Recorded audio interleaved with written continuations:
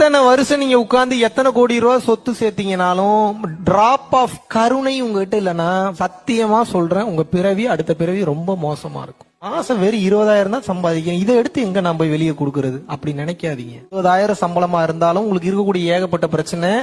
அந்த 20,000த்துல நீங்க ஒரு 1000 ரூபாய் எடுத்து வெளியே கொடுக்கும் போதுதான் சில பல பிரச்சனைகள் முடியறதுக்கு உண்டான சொல்யூஷனை இறைவன் கொடுப்பாரு. இறைவன் எதை பாக்குறாருன்னா அடுத்தவனுக்கு உதவக்கூடிய குணம் இவனுக்கு இருக்கான்னு தான் பாக்குறாரு. கொடுக்கறத வச்சே ஒருத்தனுக்கு உதவி பண்ண மாட்டீங்க அப்படின்னா புதுசு புதுசா உங்களுக்கு எப்படி கொடுப்பாரு? யோசிப்பாரா மாட்டாரா?